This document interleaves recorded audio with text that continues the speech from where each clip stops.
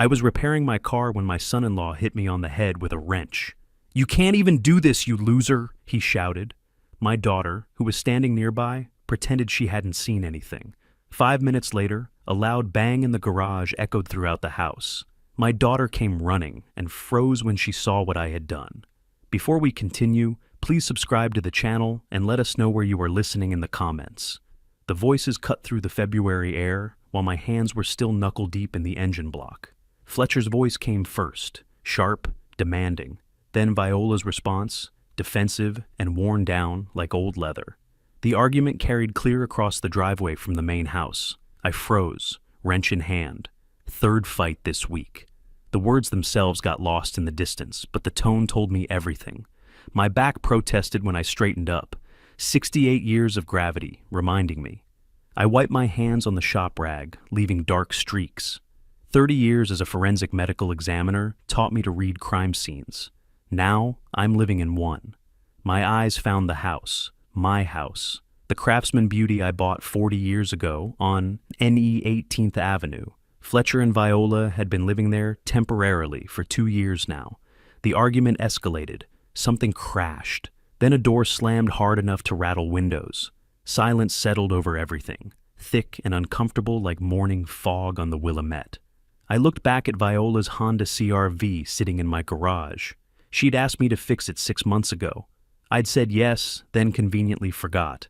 Or maybe I'd avoided it, easier not to engage with the growing distance between us. Tonight felt different. My hand reached for the toolbox. Maybe a good deed would break the tension. 3 fights in 7 days. I'd documented murder scenes with better family dynamics. The memory hit me while I gathered tools. 3 months back, Sunday morning, Allegra's face on my laptop screen. My younger daughter, calling from Amsterdam, where she worked as an art curator. Her expression had been tight with worry. "Teddy, something's wrong with them." I'd dismissed it. "They're stressed. Fletcher's between projects again." "It's more than that." She'd leaned closer to her camera. "The way Viola talks about money now, about the house, your house, and Fletcher never gets on camera anymore when I call. You're in Amsterdam too long, Allie, getting paranoid." Her face hadn't changed. "I hope you're right." I'd ended the call feeling annoyed at her concern. Now, listening to the silence from the house, I wasn't so sure. Last week came back too. Tuesday morning, I'd been returning from Cafe Umbria with my usual cortado when I spotted Fletcher on the sidewalk. He was talking to a woman in business attire, pointing at my house. When he noticed me approaching, the conversation ended fast. The woman handed him something, a business card, I think, and walked away like she had somewhere urgent to be. "Morning, Fletch. Who's your friend?" "Oh, just neighborhood stuff." He'd pocketed the card. "Homeowner association thing." The woman was already half a block away. I'd caught the company logo on her portfolio case. Realtor. I pulled the garage door open fully. The overhead lights flickered on, casting harsh shadows. The Honda sat there looking neglected and sad. I popped the hood, propped it open. Tools laid themselves out on my workbench with practiced ease. Socket set, wrenches, my old headlamp from the morgue days. Habits die hard. My iPhone went onto the workbench. Another habit from the medical examiner's office. Document everything. I took a photo of the engine compartment in its current state. The timing belt was visible if you knew where to look. Already I could see the problem. 6 months, Viola waited. My voice echoed in the empty garage. "What kind of father?" I stopped myself, shook my head. "Okay, old man. Time to fix more than just the car." The work felt good, methodical. I checked fluid levels, photographed anything questionable. My hands knew what to do, even if my mind wandered. Viola used to help me here when she was 16, 17. Summer evenings, her in overalls 3 sizes too big, handing me tools and asking questions about everything. Those were good times, before Fletcher, before the distance grew into a canyon. I positioned my rolling creeper and prepared to slide under the vehicle. The timing belt definitely needed replacing, probably the water pump too. 6 months of sitting hadn't helped any of the SILs. Document everything. That's what they taught us at the medical examiner's office. I held up my phone, took another photo of the engine bay from a different angle. 30 years photographing corpses. Now I'm photographing a 2008 Honda CR-V with a bad timing belt. This is retirement. But something nagged at me. Allegra's warning, the realtor, the escalating fights. Fletcher's face when I'd caught him on the sidewalk, guilty as hell. My phone buzzed. Text from Allegra. Call me when you can, please. I typed back. Working on Vi's car. Tomorrow? Her reply came fast. Be careful. Be careful fixing a car? I set the phone down, turned back to the Honda. The engine compartment stared back at me like an open chest cavity. All the pieces visible if you knew how to look. Timing belts definitely shot, I said to nobody. Water pumps leaking. 6 months killed half the SEALs. I slid the creeper under the Honda and positioned myself. The concrete was cold through my work shirt. My headlamp illuminated the undercarriage in harsh white light. Everything looked worse up close. The timing belt had stress fractures visible even in the shadows. I reached for my phone again, snapped a photo. Evidence. Documentation. I was a forensic medical examiner for 30 years. My voice sounded strange in the enclosed space under the car. They spent 3 decades documenting how people died. The wrench felt heavy in my hand. I set down the phone and stared at the failing timing belt, at the oil-stained engine block, at the careful documentation I'd been making. Should have known that good deeds in forensic work usually end up on the autopsy table. Enough philosophy, time to work. I slid the creeper under the Honda fully, my headlamp cutting through the darkness of the undercarriage. The concrete pressed cold through my shirt. Portland in February, damp and unforgiving. My phone came out again. Photo of the timing belt area from below. Another habit I can't break, even for a simple car repair. The belt was worse than I'd thought. Stress fractures ran along the entire length. One of the teeth had chipped. If this thing had let go while Viola was driving, she'd have been stranded, or worse. Water pumps leaking too, I muttered. My voice echoed strange in the enclosed space. 6 months of sitting killed everything. My mind wandered while my hands worked. Viola used to hand me tools right here. Summer evening, her maybe 17, wearing my old shop overalls rolled up at the ankles. She'd wanted to learn everything, how engines worked, how to read compression tests, where every bolt belonged. Why's this one bigger than that one, Dad? Different torque requirements. This one holds more weight. She'd absorbed it all, asked smart questions. We'd rebuilt her first car together, a '94 Civic she'd bought with money from her coffee shop job. That was before Fletcher, before she stopped looking me in the eye. The memory hurt more than my aching back. Movement caught my peripheral vision. Legs appeared in the garage doorway. I slid out from under the car, sat up. Fletcher stood there, backlit from the house lights behind him, arms crossed, the stance of someone claiming territory. Working late, Teddy? The edge in his voice was sharp enough to cut, not a friendly inquiry, challenge. I grabbed the shop rag, wiped my hands. Figured I'd finally fix your wife's car. Been putting it off. Yeah? He took a step into the garage. Think you can handle it? Handled 30 years of dead bodies. I pushed myself to standing, joints protesting. Pretty sure I can handle a Honda. Fletcher didn't smile, didn't even pretend to. Dead bodies don't need you anymore. Question is, does anyone? The silence stretched. I could hear the house settling, the hum of my shop lights. Then Viola appeared behind him, framed in the doorway. Dark circles under her eyes, shoulders slumped like she carried concrete blocks. She didn't look at me. Didn't look at anything, really. Hey, Vi. I kept my voice light. Car should be running by tomorrow. Thanks. Barely above a whisper, Fletcher cut in. If he doesn't break something else first. My jaw tightened. I rebuilt engines while you were in elementary school, Fletcher. Yeah, and now you're 68. He moved closer. Things change. People get old. They can't do what they used to. I needed the 13mm wrench, third drawer of my toolbox, right where it had always been. Old habit made me turn to Viola. Vi, can you hand me the 13mm third drawer? She hesitated. Her eyes flicked to Fletcher. Then she moved to the toolbox, opened the drawer, found the wrench. She handed it over like it might burn her, pulled her hand back fast. Just like old times, huh? I tried to smile. She said nothing. The wrench felt heavy in my palm. Fletcher's voice dripped contempt. Sure, make her wait on you. That's all she's good for, right? Taking care of the old man? I asked for a wrench, not a sermon. Yeah, well... He stepped closer. Too close. His body language had shifted, focused, deliberate. You know what your problem is, Teddy? You don't know when to step aside, when to let go. Something in his tone raised every alarm I'd learned to trust in 30 years of forensic work. This wasn't just aggression, this was purpose. I straightened fully, met his eyes. Let go of what exactly? Everything. His voice went cold. This house, this life, your daughter. My house. The words came out harder than I'd intended. My daughter. And I'm not going. The world tilted. Pain exploded across my skull. Sharp, disorienting, wrong. My hand went to my head automatically. It came away wet, red. Blood ran between my fingers. The wrench. Fletcher had grabbed another wrench from my workbench. He'd hit me with my own tool. You can't even do this right, you failure. His voice sounded distorted, like I was underwater.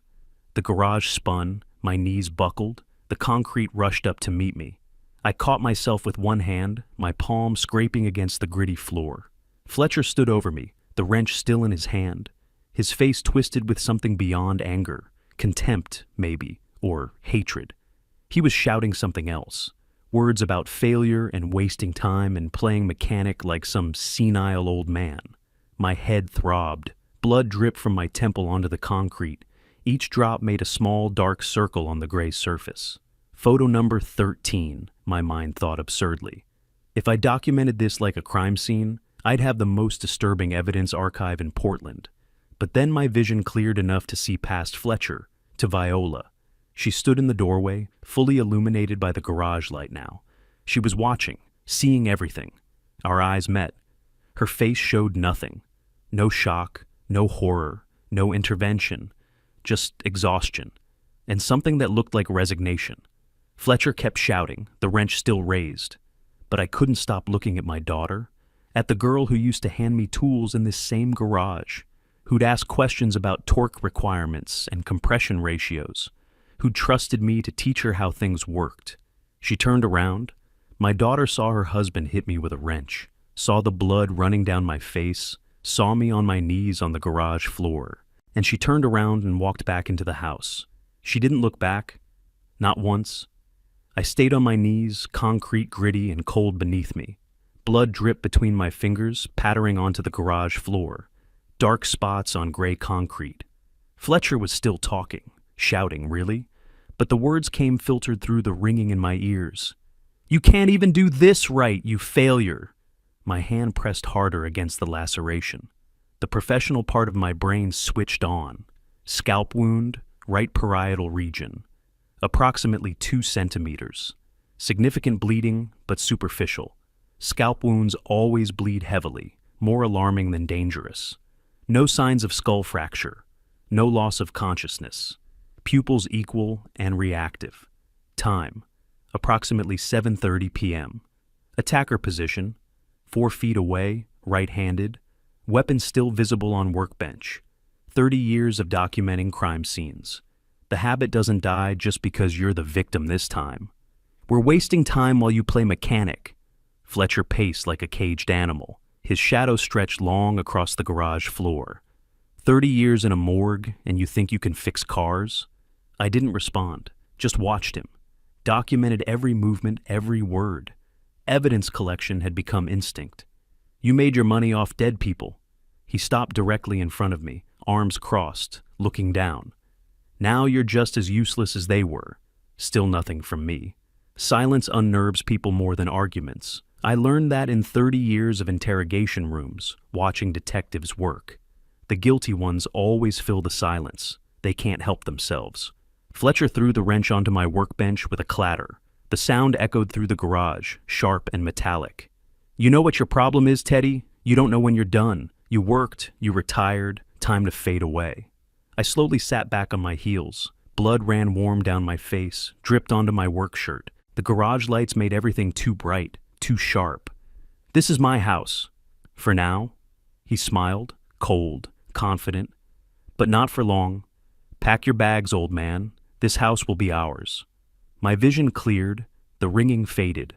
I looked up at him, really looked, studied his face the way I used to study autopsy reports, reading the details. Viola agreed to this. Viola wants a future. He moved closer, looming. Not a past that smells like formaldehyde and regret. Not a father who spends his retirement playing mechanic in a garage. She saw what you did. Yeah, she saw. His smile widened, triumphant. And she walked away? That tell you anything about whose side she's on? It told me everything. The daughter who used to hand me tools in this garage had chosen. She'd made her choice when she turned her back. Fletcher headed toward the door, paused with his hand on the frame. Maybe you should sell. Take the money. Get a nice little apartment somewhere. Senior living, maybe. Activities. Friends your own age. I said nothing. Let him talk. Let him reveal himself. Or we can make this harder.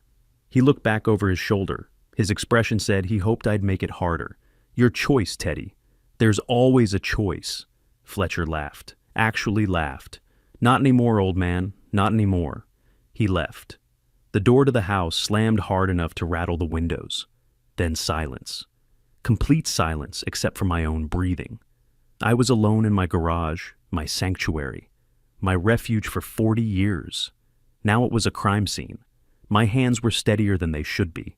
30 years of working with corpses teaches you calm. The dead don't care if your hands shake, but evidence does. Documentation requires precision.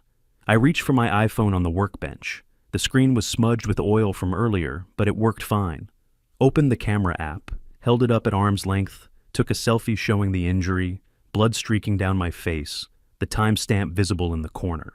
The image was stark, brutal, perfect. Took a second photo of the blood pooled on the concrete. The pattern told a story. Impact spatter, drip pattern, volume.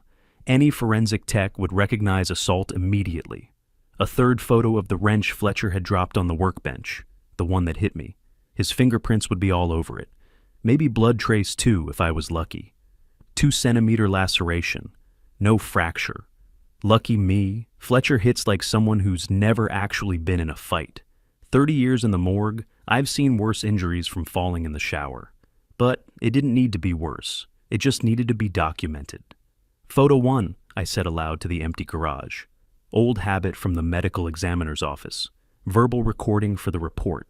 Scalp laceration, right parietal region, approximately 2 centimeters in length. Time, 7:34 p.m., February 24th. Another photo, different angle, showing the blood on my shirt collar. Photo 2, blood pattern on concrete, impact spatter consistent with blunt force trauma from above. One more, the wrench. Photo 3, weapon. Standard crescent wrench, approximately 12 inches, located on workbench where assailant left it. I looked at the camera. My face stared back from the screen. Blood-streaked, cold, focused. Not the face of a victim. The face of someone building a case. 30 years I documented violence. My voice dropped, hardened. Murders, assaults, domestic abuse cases that went to trial. First time I'm documenting my own. The phone felt heavy in my hand. I scrolled through contacts, found the name I needed. Finn Garrett, PPB, Portland Police Bureau. My old contact from crime scene logistics. The officer who'd coordinated with me on dozens of homicide cases. Good man, thorough, would take this seriously. My thumb hovered over the call button. One tap. That's all it would take. Finn would send officers. They'd photograph everything, take statements, arrest Fletcher. Assault on an elderly person carries serious charges in Oregon. Fletcher would spend the night in jail at minimum, then stopped. Calling the police is easy. It's also obvious. And I didn't spend 30 years watching criminals get caught to make their mistakes. The smart ones never act impulsively. They plan, they prepare, they document everything first. Build an airtight case before making a move. The stupid ones call 911 while they're still bleeding. They get emotional. They make threats. They tip their hand before they're ready. I wasn't going to be stupid. I closed the phone, looked around my garage, my sanctuary. Now, a crime scene. But crime scenes tell stories, and I knew how to read them better than almost anyone in Portland. First, I document everything. I set the phone down carefully on the workbench, next to my father's old toolbox. Then I make them document their own destruction. 10 minutes to stop the bleeding. Butterfly bandages across the laceration. Pressure bandage over that. Antiseptic stings less than the betrayal. I sat on the workshop stool, hand against the dressing, breathing steady. The garage was quiet except for sounds from the main house. The kitchen light was on. I could see movement through the window. Then I heard voices. The window above the kitchen sink was open.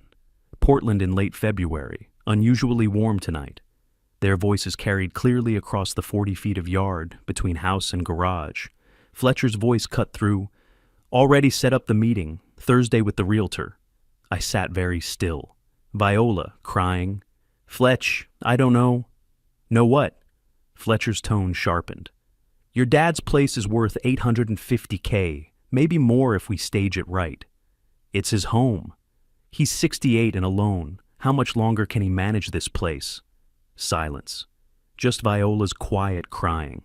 Fletcher again, softer now. Nursing home would be better for him anyway. Care, community, activities. He won't want that. He doesn't know what he wants. That's the point. Pause. Vi, we're drowning. This is our way out. More crying. Then Fletcher's voice, colder. If he won't sell willingly, there are other options. What options? Lawyers, competency evaluations. He's not getting younger. We can make the case that he needs help managing his affairs. You mean? I mean we do what we need to do, for us, for our future. The conversation faded. A door closed somewhere in the house. I sat in my garage, hand pressed to my bandaged head. 850Ks, Thursday, realtor, nursing home, competency evaluations. The memory hit without warning. 40 years back. Spring 1985. Carrying Viola through the front door of this house for the first time. She was maybe 6 weeks old, wrapped in a yellow blanket. My wife behind me, laughing because I was so nervous I almost tripped on the threshold. Later, memory, Viola at 16, sitting in the living room after a fight with her mother. Me next to her. This will always be your home, sweetheart. Always. She'd looked at me with those serious eyes. Promise? Promise. I opened my eyes, back in the present, in the garage, blood on the floor. 40 years I've owned this house. My voice sounded strange. Told her it would always be her home. Meant it? I stood up, carefully. The world tilted slightly but steadied. I looked at the Honda, at the unfinished repair, at my tools laid out on the workbench. What am I doing? This is stupid. I should be inside calling people, making plans, not playing defiant mechanic. But my hands reach for the wrench anyway. I move back under the car. This is my garage, my tools, my choice. Maybe 5 minutes of work when I heard the footsteps, heavy, deliberate. Still here? Fletcher's voice from the doorway. I said we're done. I slid out from under the Honda, stood up. This time I was ready. The wrench stayed in my hand. No, I'm not done. This isn't your call anymore. This is my house. I didn't back away. My garage, my car to repair. Fletcher moved forward, aggressive, threatening. I held the wrench loosely, not threatening, defensive. Go ahead, hit me again. He stopped. Something in my voice made him pause. Give me another reason to document assault on an elderly man. I smiled, cold. See how that plays in court. You threatening me? No, inviting you. The smile didn't reach my eyes. You know what the problem with assault and battery is, Fletcher? It's really hard to spin as self-defense when the victim is 30 years older and bleeding from the last time you hit him. Juries hate that. We stared at each other. Long moment. Something shifted in his expression. Not fear exactly, but calculation. He was reassessing who he was dealing with. Without another word, Fletcher turned, walked back to the house. The door slammed. I stood there, wrench in hand, until I heard the lock click. Only then did I lower the wrench. My hand was shaking now, adrenaline wearing off. I sat back down on the stool, looked at the blood stain on the concrete floor. Mine. Evidence I'd collected. What if I'm making this worse? What if I should just let them have it? Take the $850K, find an apartment, fade away. The thought lasted maybe 5 seconds. No. I looked at the blood again. I documented that blood. Mine. I'm not walking away from evidence I collected. I reached for my phone. This time I didn't hesitate. Found a different contact. Allegra, Amsterdam. Checked the time. 8:20 p.m. here. 9 hours ahead there. 4:20 a.m. She'd be asleep. I called anyway. The phone rang, once, twice, 3 times, then, "Teddy?" Allegra's voice alarmed, instantly awake. "What happened?" I looked at the blood on the garage floor, at the bandage on my head, at the house where my daughter lived with a man who'd assaulted me 30 minutes ago. "Allie, I need you to listen very carefully. Don't interrupt. Just listen." My voice was steady, cold. "Your sister and her husband are trying to take my house. Tonight Fletcher hit me with a wrench. Viola watched and walked away, and I need you to help me destroy them." Silence on the line. 3 seconds. 4. Then Allegra's voice, sharp and immediate. "Tell me everything." I did, concisely, clinically, like giving testimony, the attack, the overhead conversation, the $850K, the nursing home plans, Fletcher's exact words about other options. 15 minutes later, she made me promise. "Don't do anything else tonight. Rest. We plan tomorrow." "Agreed. I mean it, Teddy. No confrontations." "I understand." We hung up. It was approaching 8:30 p.m. I sat in my garage, hand pressed to my bandaged head. The promise felt easy to keep. I was exhausted, done. Then I heard footsteps, heavy, deliberate, coming from the house. I'd promised Allegra no more confrontations tonight. Fletcher had different plans. I stood, faced the doorway. Phone in hand already, camera app open, recording video. Habit now, document everything. Fletcher appeared in the doorway, backlit from the house lights, but his body language was different this time, looser, more aggressive, less controlled. The smell hit me before he spoke. Beer, Miller Lite and bad decisions. The beer was giving him courage, terrible plan. Beer never gave anyone good ideas, especially not at 8:30 p.m. on a Tuesday in a garage where every surface could become evidence. "Who are you talking to?" His words had edges, slightly slurred. "My daughter." "Which one?" "Allegra, in Amsterdam." He stepped into the garage. "What did you tell her?" "That I'm fine." "Liar." He moved closer. "I heard your tone. You're planning something." I kept the phone steady, recording. "I'm not planning anything, Fletcher. I'm standing in my garage." "You think you're smart." Another step. He swayed slightly, definitely drunk. "Calling lawyers probably, making accusations." "I haven't called any lawyers. Yet." He pointed at me. "But you will, I can see it. That look. Like you think you can fight back." "Fight back against what?" "Don't play stupid." His voice rose. "You know what we want, what Vi and I need. This house is wasted on you." I said nothing, let him talk, let him reveal himself, all on video.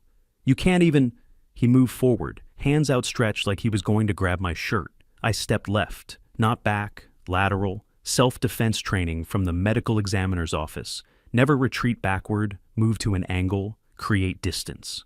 Fletcher's momentum carried him forward into empty space. His hands grasped at nothing. He reached for the workbench to catch himself. Missed. Grabbed the edge of the tool shelf instead. The shelf I'd been meaning to fix for 3 years. It tipped. Everything on it, wrenches, hammers, containers of screws, spray cans, clamps, avalanched forward in a magnificent crash of metal on concrete.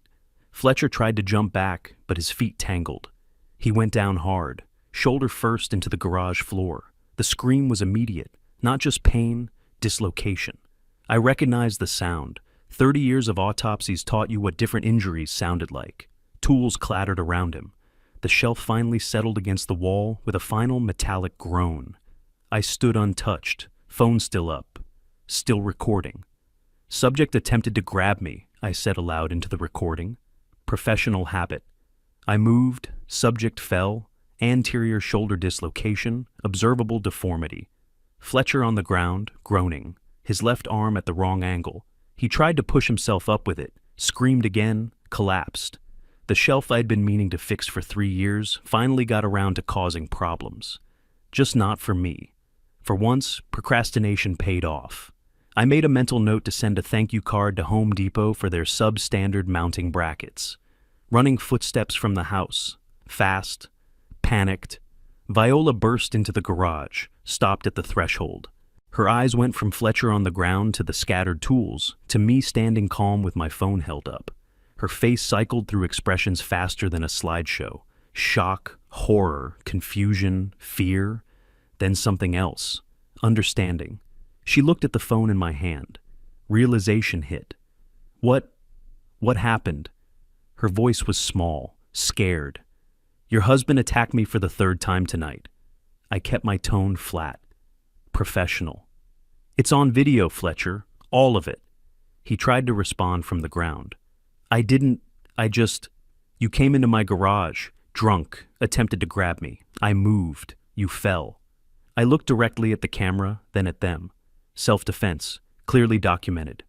You recorded this? Viola's voice cracked. I recorded him attacking me. Yes. Fletcher tried to sit up. Couldn't. His shoulder wouldn't cooperate. He screamed again. Dad, we need to call. Ambulance. Yes, I will. I pulled out my phone, dialed 911. Why are you... Into the phone. I need an ambulance. Home invasion assault. Injured attacker. Home invasion? Fletcher's face went red through the pain. I covered the phone. You came into my garage, drunk, attacked me. Third time tonight. That's what happened, Fletcher. I went back to the 911 operator, gave my address, hung up. Viola's face showed she understood. I was framing this differently, legally, strategically. Fletcher screamed like he'd been shot. He'd dislocated his shoulder. I'd seen worse injuries from people tripping over their cats. But Fletcher was always dramatic. He probably complained about paper cuts. Watch carefully, Vi. I looked at her directly, cold. This is just the beginning of what I've done. She caught it, the past tense. What you've done? What does that mean? I didn't answer, just held her gaze. In the distance, sirens started, growing louder, 7 minutes. That's how long it took for the sirens to become flashing lights in my driveway. Ambulance first, then a patrol car, Portland Police Bureau. 2 paramedics climbed out. 1 officer followed. The officer was Finn Garrett, just like I'd said. Fletcher and Viola exchanged panicked looks. I remained calm, put the phone in my pocket, still recording audio. The paramedics went straight to Fletcher. Finn approached me first. Old recognition passed between us. Thaddeus, been a while. Evening, Finn, thanks for coming. Professional tone. This was official business between professionals, not personal. He assessed the scene. Dispatch said assault. You hurt? I gestured to my bandaged head. Earlier. This is from the first attack. First? His eyebrows went up. How many times? 3, tonight. All documented. The paramedics were working on Fletcher. One of them looked up. We need to relocate this shoulder. It's going to hurt. Fletcher's face suggested he was already intimately familiar with pain. The paramedics were professional and sympathetic, which Fletcher absolutely didn't deserve. They explained that shoulder relocations hurt a lot. Fletcher's face suggested he agreed with this assessment.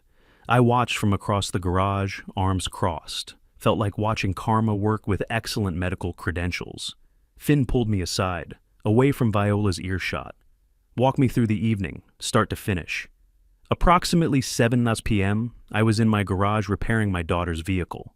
My voice was steady. Expert witness mode. 7:30 p.m., Fletcher Blackwood entered and struck me with a wrench, caused this laceration. I touched my bandaged head. I photographed the injury and scene. Finn took notes. First attack. Second attack, approximately 8:10 p.m. Fletcher returned, grabbed for me. I defended verbally with legal threats. He backed down. I paused. Third attack, 8:35 p.m. He entered intoxicated, attempted to grab me physically. I moved laterally. He fell into the tool shelf. You have this on video? I showed him my phone. Last incident, yes. First 2, I have photographs and timestamps. Finn watched the video carefully. His expression stayed professional, but I saw the recognition. Clear as day. He comes at you. I step aside. He grabs the shelf. Unstable mounting. Been meaning to fix it. Goes down hard. Finn looked up. You never touch him. Correct. Self-defense is creating distance, not engaging. You took self-defense training? Medical examiner's office required it. Agitated family members sometimes got physical during death notifications. Finn's expression showed respect. Smart. This video is textbook defensive action. He paused. You want to press charges? I considered. Not immediately. I want documentation first. official reports, medical records from the hospital. That's unusual. Most people want charges filed right away. I'm not most people, and I want to do this right. Finn studied me. Your call. But everything's getting documented anyway. Statement, photos, video log, medical report.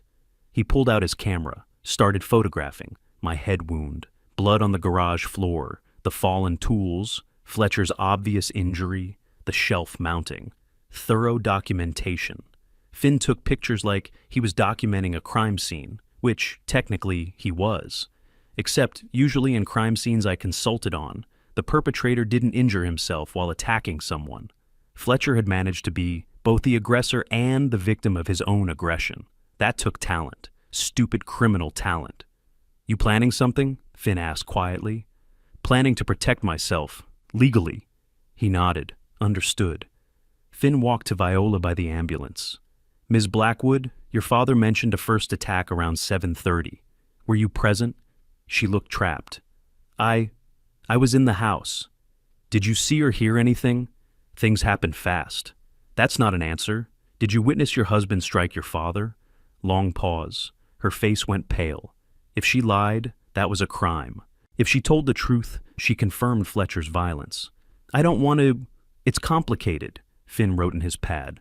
I'll put down decline to answer. That okay? She realized she'd trapped herself. Yes, that's fine. Fletcher, from the stretcher where paramedics were working, heard everything. His face showed betrayal. She wasn't backing his story. You didn't tell him it was an accident? Fletcher's voice was strained with pain. Viola turned to him. I didn't tell him anything. Why not? You were there. Because I don't know what to say, Fletch. Tell them the truth. He provoked me. He was fixing my car. Her voice rose. You went after him 3 times. Whose side are you on? Silence, first visible crack between them. The paramedic interrupted. Ma'am, we're transporting to Providence, Portland. You riding with or following? Following. She didn't look at Fletcher. They were wheeling him toward the ambulance. Fletcher initially refused hospital transport. Tough guy act. Then the paramedic mentioned permanent nerve damage and loss of arm function. Suddenly, Fletcher discovered enthusiasm for medical care. Fear is an excellent motivator. I'd learned that in 30 years of autopsy. Dead people never feared anything again. Live people with injuries? Very motivated. After they loaded Fletcher, Finn pulled me aside again. Lower voice. Off the record, Thaddeus. 15 years I've known you. Never pegged you as someone who'd be in this situation. Neither did I. Why are they living here? They needed help. 2 years ago. Family. I said yes. Sad recognition crossed his face. No good deed, huh? Apparently not. He handed me his card. My direct number. Anything else happens, call me first. Don't wait. Thank you, Finn. The ambulance pulled away, lights flashing. Viola got in her car to follow. Before leaving, she approached me. Dad, I don't know what to... Don't. I just want to explain. There's nothing to explain. I heard your conversation, the $850K, the nursing home, the realtor on Thursday. Her face went white. You heard? Go to the hospital. Make sure Fletcher's shoulder gets treated. I turned away. Then you both need to find somewhere else to stay. This is our home. No. I looked back. It's my home, your guests, and your invitation just expired. She left without another word. Finn finished his report and drove away around 9:30. I was alone in my garage, blood stain on the floor, tools scattered, crime scene without the tape. My phone rang. Allegra, she couldn't wait. Tell me they arrested him. No, I didn't press charges. What? Why not? Because I'm building a case. One police report isn't enough for what I'm planning. For what? For making sure they never touch this house. Or me. Ever again. Pause, then. You're thinking bigger. Much bigger. I need you to look into something. Elder law, conservatorship attempts, and find out what debt Fletcher has. I'm calling my company's lawyer today. It's 6 a.m. here. You should sleep. Sleep? Her voice was fierce. My sister tried to steal your house, and her husband assaulted you 3 times. I'll sleep when they're destroyed. We talked for 30 minutes, strategic questions. At the end, I said, Allie, I studied how people kill each other for 30 years. Let's see if I can kill someone's plans without breaking any laws. After we hung up, I sat in silence. Around 10:30, my phone buzzed. Text from unknown number. Mr. Garrison, this is Valerie Crane. Allegra reached out to me regarding your situation. I'm an attorney specializing in elder law and estate protection. I have openings tomorrow at 2 p.m. or Thursday at 10 a.m. Based on what Allegra told me, we need to talk urgently. Please confirm a time. I type back, Thursday 10th a.m. Thank you. Thursday. The same day Fletcher mentioned the realtor appointment. They were planning to value my house. I was planning to protect it legally. I stood, walked to the workbench, picked up the wrench that started everything, the one Fletcher hit me with in the first attack, set it carefully in a plastic bag, labeled it with a marker, Exhibit A. Fletcher and Viola had a plan: meet with their realtor Thursday, value the house, start proceedings to take it. I had a different plan for Thursday. They'd meet with their realtor. I'd meet with my lawyer. I turned off the garage light. Let the best documentation win. Valerie studied me for a long moment. I can help you destroy them, but it won't be quick and it won't be cheap, and there's no going back from this. I didn't hesitate. I'm already all in. 7 days. That's how long it took for the restraining order paperwork to be filed, for Valerie to review my evidence, for me to realize Fletcher and Viola's silence wasn't surrender. It was planning. Thursday, 10 a.m. Valerie's office downtown. Conference table covered with my documentation, photos, video files on her laptop, police report, medical records, the timeline I'd typed up. She reviewed everything methodically. 3 documented assaults, video evidence. Officer Garrett's report notes Fletcher's aggression clearly. She looked up. Medical records showing dislocated shoulder from his own attack. Thaddeus, this is textbook domestic violence. I want them out of my house, permanently. She explained the eviction process. 90 days for family members in Oregon. Could be contested, but with violence documented, likely to succeed. Restraining order would prohibit Fletcher from coming within 100 yards. What about costs? I asked.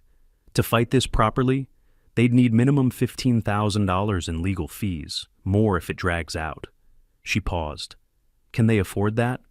Through old contacts, I learned Fletcher has $85,000 in debt. Failed startup, credit cards. Viola has $12,000 in medical bills. I slid the documentation across. They're drowning. Valerie's expression shifted. Understanding. They're vulnerable. Extremely. Wednesday, I'd been tending my beehives, full suit, veil, checking frames. The bees were more honest than my daughter. At least they told you before they stung you. Voices from the front of the house reached me. I peered around the corner. Fletcher and Viola talking with that same realtor on the sidewalk, discussing my property in public, where neighbors could see. I pulled out my phone, zoomed the camera, took photos. Evidence. Tuesday, Amos had called. Neighbor, retired real estate attorney, 72, and sharp as ever. Teddy, saw something odd. Your son-in-law was at the county recorder's office, asking about title registration for your address. My stomach dropped. You're sure? I was there filing documents, recognized him. The clerk looked uncomfortable. They don't usually give that information to non-owners. I thanked him, mind racing. Thursday morning, before the lawyer meeting, taking trash bins to curb. Fletcher and Viola used a separate bag now, maintaining distance. Through the clear section, I saw legal letterhead. I stopped, looked at the house. No one watching, pulled it out. Crumpled papers. Initial consultation, conservatorship options at the top. I skimmed. Client wishes to explore conservatorship for elderly father, concerns about competency, recent violent outbursts, may require professional evaluation. I sat down on the curb, read every word. My hands started shaking. Not fear, pure rage. They were going to declare me incompetent, have me evaluated like I couldn't manage my own life, take everything for my protection. Most people's garbage contains pizza boxes and Amazon packaging. Mine contained evidence of conspiracy to commit elder abuse.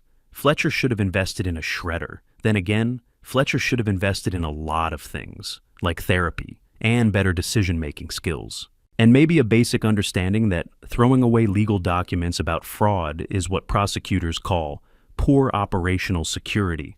I photographed every page, put the papers back in the trash, leave no evidence I'd found them, called Valerie.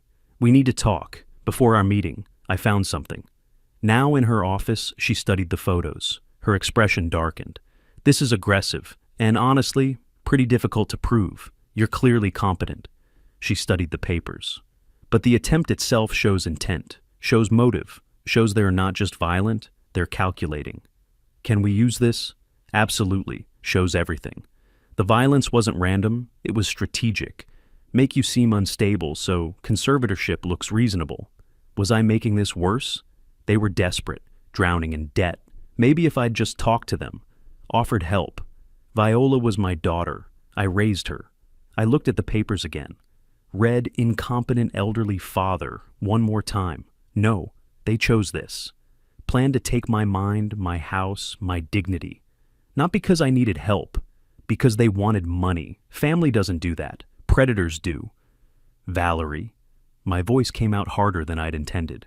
Change of plans. Change how? I don't want to just evict them. I don't want to just get a restraining order. I looked at her directly. I want to destroy them. Legally. Completely. I want their credit ruined. Their reputation shattered. I want them to regret ever walking into my house. Pause. Can you do that? She set down her pen. Yes, but are you sure? They were going to call me incompetent. My hands, steady all meeting, now shook slightly. After 30 years as a forensic medical examiner, after a career where my testimony sent people to prison, they were going to take that away. Valerie nodded slowly. Then we file everything. Restraining order, eviction. I report the conservatorship attempt to Adult Protective Services ourselves. Establishes you as competent victim, not them. We get ahead of any story they try to spin. When do we start? Paperwork this afternoon. Restraining order hearing next week. Eviction notice served within 48 hours. I stood, gathered my documents. At the door, I turned back. One question. The conservatorship they were planning. If they'd filed before I found out, would it have worked? Valerie was quiet. With a sympathetic judge and without your counter-evidence? Maybe. You're 68. 3 assault reports could be spun as elderly man becoming violent and unstable. They'd bring medical experts, paint you as declining. It's not impossible. So if I hadn't found those papers, you'd be fighting from behind, defending your competency instead of attacking their abuse. She met my eyes. They almost got ahead of you. I sat back down, set my folder on the table. My hands, which had been steady all meeting, now shook. Not fear, rage, pure, cold rage. Incompetent, I said quietly. They were going to call me incompetent. Yes. Long pause. When I spoke again, my voice was colder than she'd heard yet. I want to destroy them. 3 days. That's how long it took for the papers to be served, for Fletcher and Viola to realize they'd lost the initiative, for everything to accelerate beyond their control. Friday morning. Process server arrived. I answered the door. I'd been expecting him. Documents for Fletcher Blackwood and Viola Garrison Blackwood. 2 envelopes. I signed the receipt. From the upstairs window, Fletcher watched. I took the envelopes inside, set them on the kitchen counter, didn't say a word. Went back to my garage. An hour later, shouting erupted. Fletcher's voice. A restraining order? He's kicking us out? Viola crying, more shouting. A door slammed. My phone rang. Valerie. Papers served? Yes. Restraining order hearing is Wednesday. Eviction clock starts today. 90 days. They'll fight. Let them. We have evidence. Sunday afternoon. Soft knock on the garage door. Viola's voice. Dad, can we talk? First time she'd approached me in 2 weeks. Against my instincts, I opened the door. She stood there, disheveled, red eyes, genuinely broken. Please, can I come in? I let her in. Dad, I'm so sorry for all of it. Tears started. Fletcher pushed so hard, the debts, the pressure. I didn't see you trying to stop him. I was scared of losing everything, of losing Fletcher. She broke down crying. My daughter came to me crying, apologizing for helping her husband plan to steal my house and have me declared legally insane. then asked for $75,000. It was like being mugged by someone who stops mid-robbery to ask if you'll co-sign their car loan. The audacity was almost impressive. "We owe almost $100,000, she said through tears. "Fletcher's startup failed, my medical bills." I softened slightly. "I didn't know it was that bad. I'm your daughter, remember when I was little? You always helped me." I wavered. "That was different. Why? Because I grew up? Because I made mistakes? Because you and Fletcher tried to have me declared incompetent. We wouldn't have gone through with it. Fletcher was just exploring options. Options for stealing my life. No, we just needed—" She seized the opening. "If you could help us, just a loan, for a down payment on our own house, maybe $50,000, we'd pay you back." I went still. "A loan? Yes, please, we need—" "Get out. Dad, you're not here to apologize. You came here to manipulate me into giving you money. That's not fair. You stood there and watched Fletcher hit me with a wrench, and now you want a loan?" I stood. "Get out of my garage." She left, furious and scared. 2 hours later, my phone rang. Viola's lawyer, not Valerie, her lawyer. "Mr. Garrison, I represent your daughter Viola, regarding changes to your testamentary documents. How did you know about my will? Ms. Blackwood has informed me that she's been disinherited. She's entitled to what I decide to give her, which is $1 and my contempt. As your child, she may be entitled to challenge. Let her try. I have 3 assault reports, video evidence, and documentation of conspiracy to steal my house. Good luck with that challenge." I hung up. Monday morning, mail arrived. Official letter from Adult Protective Services. My stomach dropped. "We have received a report of concern regarding your welfare and safety. An anonymous source has indicated you may be a danger to yourself or others and may be experiencing cognitive decline. An investigator will contact you within 48 hours. Getting investigated by Adult Protective Services at 68 is like getting carded at the liquor store. Flattering in a weird way. They think I'm incompetent enough to need protection. I'd spent 30 years determining cause of death for others. Now someone was questioning if I could handle my own life. The irony wasn't lost on me, but my hands shook calling Valerie. They filed with APS. They're claiming I'm incompetent. If the investigation goes wrong, breathe." Her voice was calm. "I already filed our own report Thursday. Detailed documentation of their abuse attempt, your competency, police reports showing they were violent. The investigator already has our side." That afternoon, the investigator called. Patricia Morrison. Professional, sympathetic. "Mr. Garrison, I've reviewed the anonymous report and also a detailed filing from your attorney. I need to conduct a home visit. Standard procedure." "I understand. I worked with social services for years. Medical examiner's office coordinated with APS on abuse cases." Interest in her voice. "You were a medical examiner?" 30 years, Multnomah County. I know how these investigations work." "Then you know I have to be thorough." "I'm counting on it. Tomorrow, 10 a.m., I'll have documentation ready. Police reports, medical records, video evidence. That would be very helpful. Most people don't understand the process. I'm not most people." Through the walls that night, I heard them. 2 a.m., Viola sobbing. Fletcher's voice harsh. "Stop crying and think." More sobbing. Something hit a wall, then silence. They were destroying themselves better than I ever could. Tuesday afternoon. Amos knocked. We sat on the front porch. "Something you should know. Betty across the street asked me what's going on. She saw the process server Friday, then saw Fletcher and Viola loading stuff into their car Sunday night." He paused. "She's not the only one asking.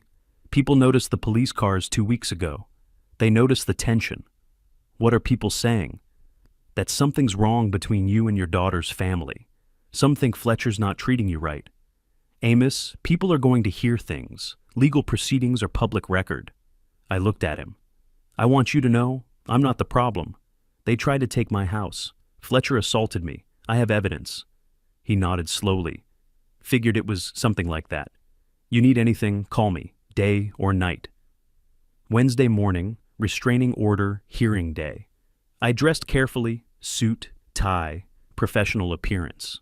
Patricia Morrison had come, Tuesday, conducted her interview, seemed satisfied with my competency and documentation.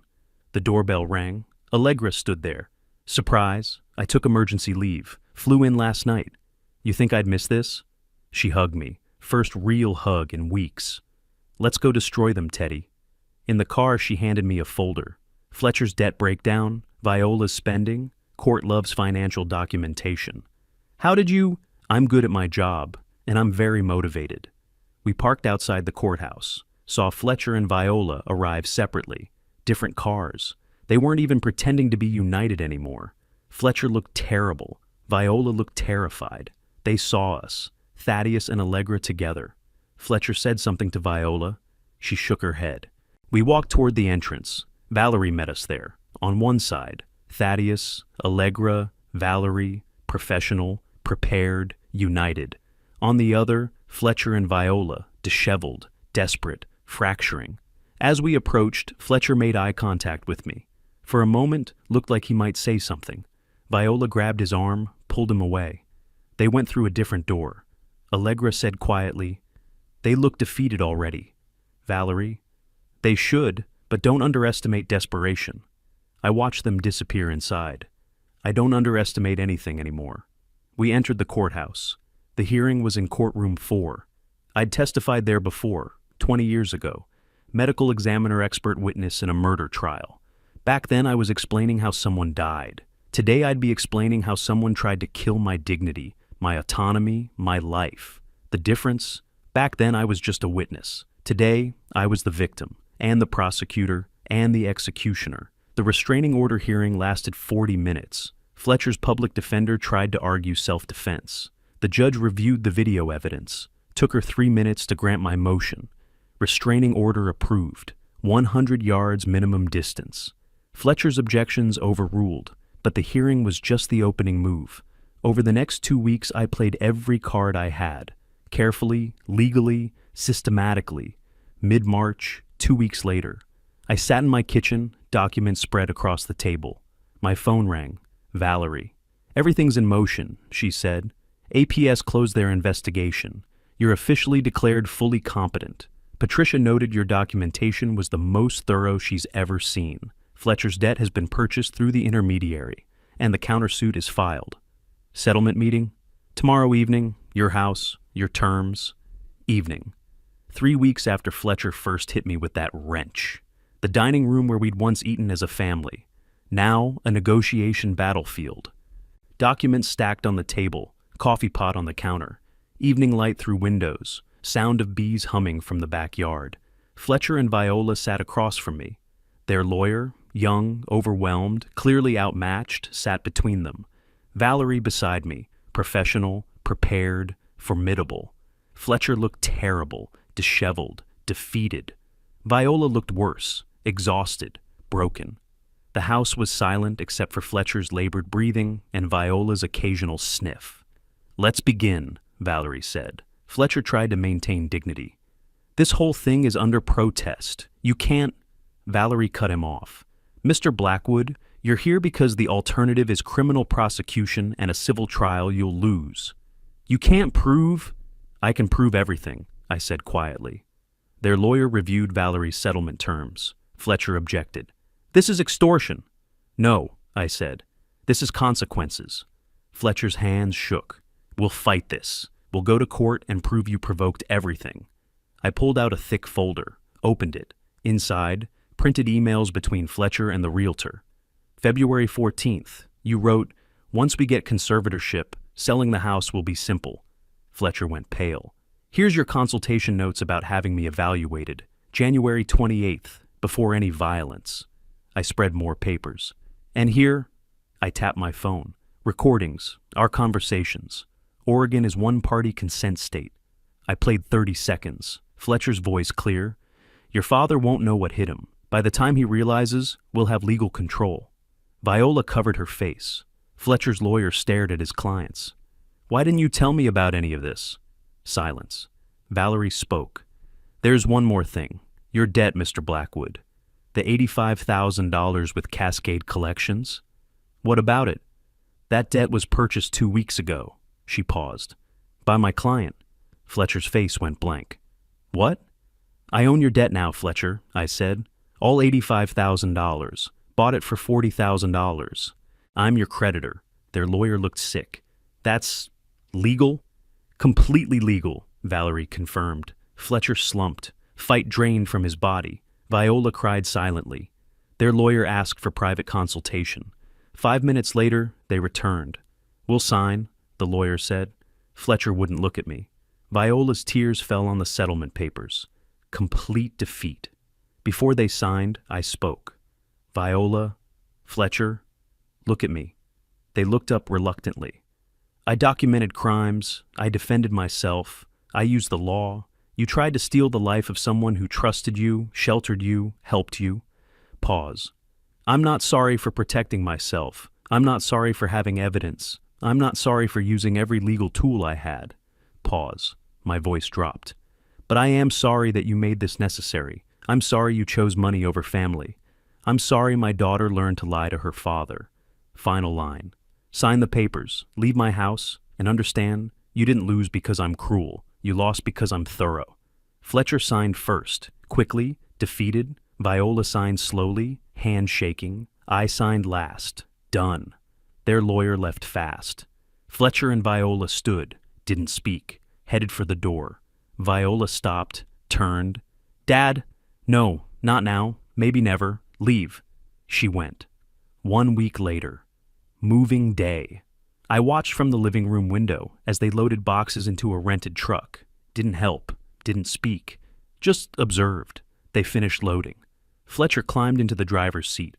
Viola walked toward the house, coming to say something. I tensed. She stopped at the bottom of the porch steps, looked up at the window where I stood visible, opened her mouth, closed it, turned away, got in the truck. The truck pulled away. I watched until it turned the corner. Gone, house silent, empty, mine again. Completely mine. I walked through the house, upstairs to their old room, empty now, window open, sound of bees drifting in from the backyard. I closed the window, locked it. The house was mine again, truly mine. No one to fear, no one to fight, no one to document. I'd won.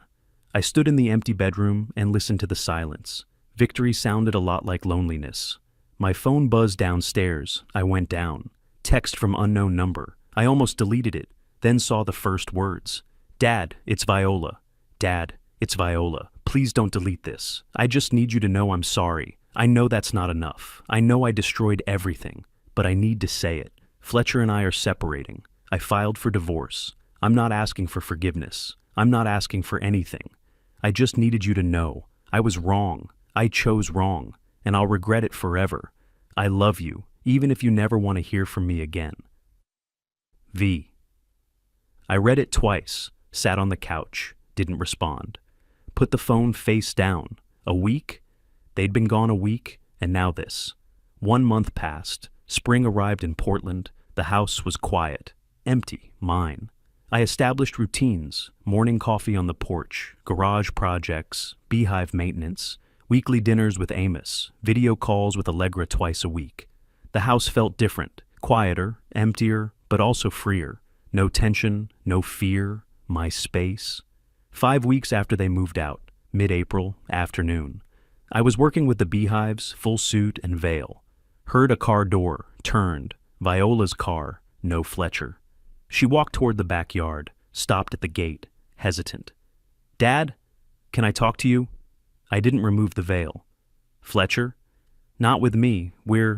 I filed for divorce. Papers went through last week. What do you want? Just to talk. 5 minutes. Please. I considered. Could say no. Send her away. But curiosity won. Or maybe old parental instinct. I gestured to the porch chairs. We sat. I kept the beekeeping suit on, barrier between us. I don't know where to start, she said. Her hands shook. The beginning usually works. I was scared. We had so much debt. Fletcher was desperate. And I let that fear make me into someone I don't recognize. You let him hit me. I know. You planned to take my house, have me declared incompetent. I know. You stood there while he attacked me 3 times, and you did nothing. She started crying. I know what I did. I know I can't fix it. Pause. She composed herself. I'm not here to make excuses. I'm here to say I'm sorry. I betrayed you. I betrayed everything you taught me, and I'll carry that forever. Silence, long silence. Why now? Why come here? Because Fletcher's gone, the pressure's gone, and I can finally see clearly how far I fell. I needed you to hear it from me, not a text, not a letter, me, looking at you, saying I'm sorry. Are you asking for forgiveness? No, I don't deserve it. I'm just offering an apology. What you do with it is up to you. I was quiet for a long time. I hear you. I believe you're sorry, but I can't forget, and I can't trust you. Not now, maybe not ever. She nodded, accepting. You can call me, on holidays, birthdays. If there's an emergency, I'll answer. Maybe. Pause. You can't come here, not for a while. This house is mine, my space. I need it to stay mine. Pause.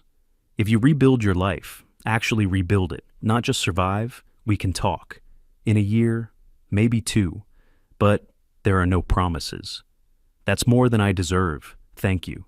She stood, paused. Dad, I know this doesn't fix anything, but I'm proud of you.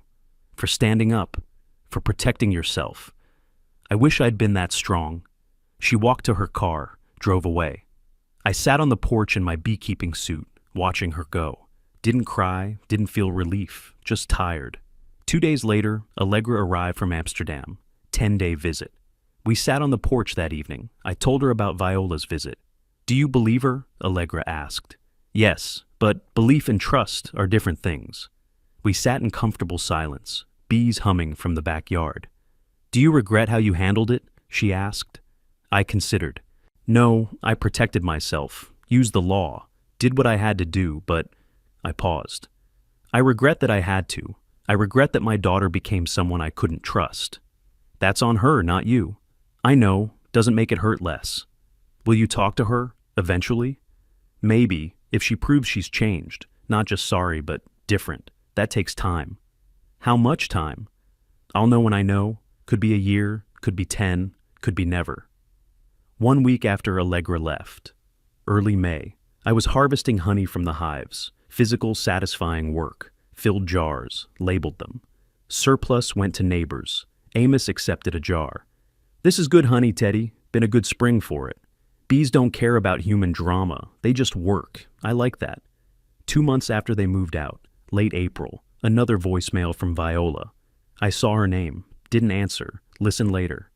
Dad, it's me. I'm not calling to bother you. Just wanted you to know I got a new job. Small apartment. Fletcher moved to Seattle. I'm okay, or I will be. I hope you're well. I love you. I listened twice. Didn't call back. Not yet. Final evening before Allegra flew back to Amsterdam. We sat on the porch, drinking coffee, watching sunrise. You did the right thing, Teddy. You know that, right? I did the necessary thing. Doesn't always feel right. That's because you're human. Monsters don't question themselves. Silence. Comfortable. The kind you only have with people who really know you. You gonna be okay? Alone here? I've been alone before. I'll be alone again. It's not the worst thing. What is the worst thing? Being surrounded by people you can't trust. That's worse than solitude. She left that afternoon. The house was quiet again. I returned to my routines. Coffee on the porch, work in the garage, bees in the afternoon, reading in the evening, early sleep, peaceful but tinged with sadness, proud but aware of cost, not bitter, not angry anymore, just accepting. I missed Viola, the old Viola, not the person she'd become, but I was comfortable in my solitude, my space, my rules, my terms. That evening, I sat on the porch with a jar of fresh honey, golden, sweet, the work of months, patient work, careful work. The bees hummed in their hives, 20 hives producing well, defending when threatened, gentle otherwise, like me now. Honey takes time to mature, so does forgiveness, maybe in a year, or 10, or never, but it will be my choice, in my house, on my terms. The mountain air felt clean. I breathed it in, all of it. If you like this story, please like this video, subscribe to the channel, and share your impressions of this story in the comments. To listen to the next story, click on the box on the left. Thank you for watching.